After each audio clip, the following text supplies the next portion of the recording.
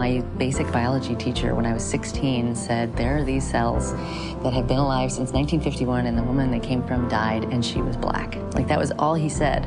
And I went, what?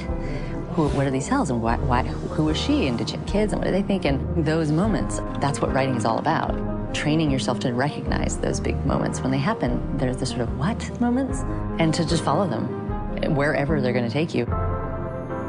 The greatest responses that I get to the book usually starts with, I hate science, or I almost didn't read it because it was about cells and it sort of freaked me out, but then I couldn't stop.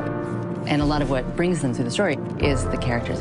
The things that happen to them and the things that they do are really sort of too incredible. It's a story about family, and it's a story about what happens when you lose a mother, children trying to learn about their family, while at the same time, you're learning that you actually benefited from their mother's death. Every single person out there, there's not a single person in the world, really, who hasn't benefited in some way from these cells.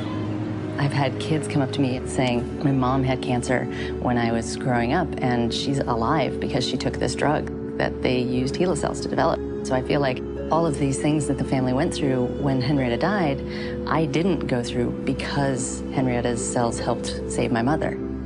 I talked about the story a lot, which is something a lot of writers don't do. I would meet people, out at a dinner party or something, and they'd say, what do you do? Oh, writing this book. What's it about? And I would always start off by saying, it's about the first immortal cells ever grown in culture. And they would go, like, really? You're kidding? But then I'd be like, no, it's interesting. And then I would start to tell the story of the family and the cells and what they did. And inevitably, everyone's reaction was the same. It was like their jaws would drop, and they would just like, really? What are you doing out of your house? Go home and write this book because I want to read it.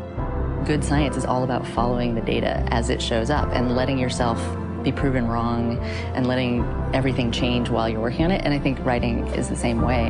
And I think that the process of this book was that. I mean, I started writing it thinking I was just writing a book about the cells and the woman they came from.